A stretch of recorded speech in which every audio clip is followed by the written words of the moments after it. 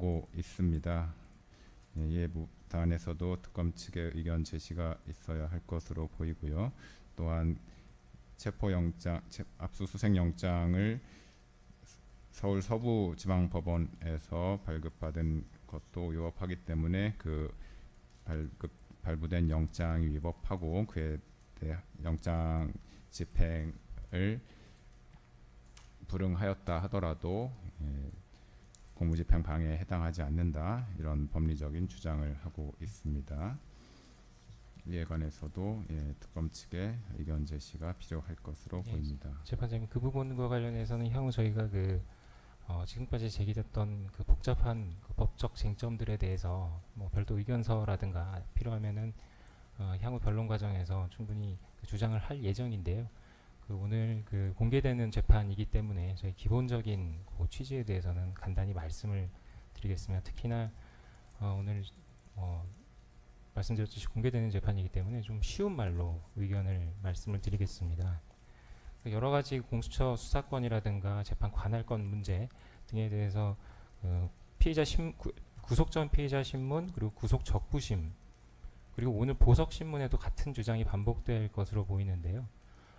굉장히 복잡한 법리적인 공방이 이루어졌습니다. 그렇지만 실상은 굉장히 단순한 사항입니다. 가령 체포영장 집행방해 부분은 여느 법정이나 어떤 수사기관에서 쉽게 접할 수 있는 공무집행방해 형사사건입니다.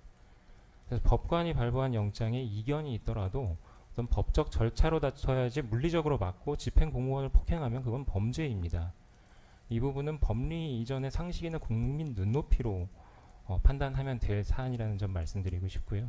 만약에 이 부분이 무죄라는 주장을 한다라고 하면 지금 수사기관에서 각종 범죄 혐의 수사 과정에서 압수수색을 통상적으로 실시를 하고 있습니다. 압수수색, 그리고 체포, 그리고 구속영장 집행 등 여러 가지 영장을 집행하는데요. 그 영장의 내용에 대해서 불만을 가지거나 이의를 제기하는 경우가 아주 많습니다.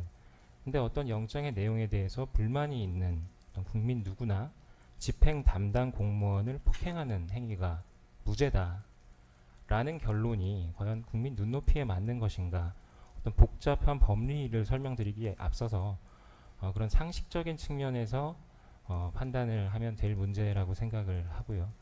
그리고 이 부분은 어떤 공수처의 수사권이라든가 영장의 그 유효성, 적법성을 따지기에 앞서 또 과연 국가기관인 경호처를 동원해서 할 수 있는 일인가, 어떤 경호 대상자의 생명, 신체에 대한 위해를 막기 위한 그런 조직, 국가기관입니다. 경호처는. 그런 경호처를 동원해서 어떤 생명, 신체에 대한 위해라고 볼 수 없는 영장의 집행은 적법한 국가 형사 사법 작용의 일환입니다. 그런 법 집행을 막는 그런 행위를 경호의 범위라고 볼 수 있는가, 그리고 경호의 범위를 넘는 행위를 경호관들에게 시킨 것은 범죄가 아닌가라는 것이 저희 특검의 기본적인 시각이고요.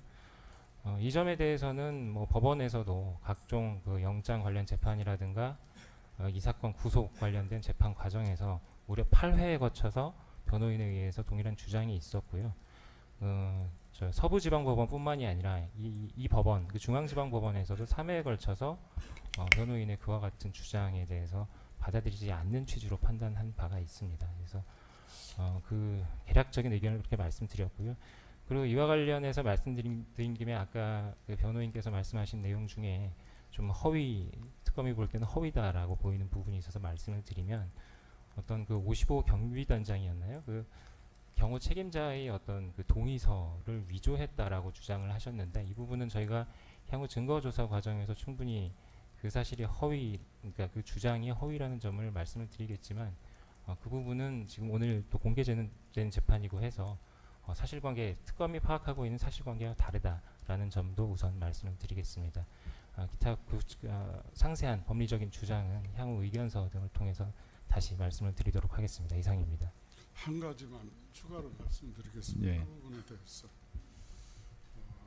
2024년 12월 3일 비상계엄을 선포하고 그 후에 이루어진 피해자에 대한 공수처의 그 1, 2차 체포영장 집행 그리고 구속 등 법원의 수사 과정에 대한 적법 여부에 대한 판단이 25년 3월 7일 날 있었던 이 법원의 구속 취소 결정이라고 생각합니다. 그리고 그 법원의 판단은 그 일련의 과정이 적법하지 않았다는 것입니다. 그리고 그 과정을 처음부터 끝까지 지켜보고 왔던 우리 변호인들은 앞으로도 그에 대한 법원의 평가가 결코 바뀌지 않을 것이라고 확신합니다. 따라서 이 범죄 사실 역시 성립될 수 없다고 생각합니다. 재판장님 추가적으로 예. 말씀하셨으니까 저희도 동일한 시간으로 잠깐만 짧게 답변 좀 드리겠습니다.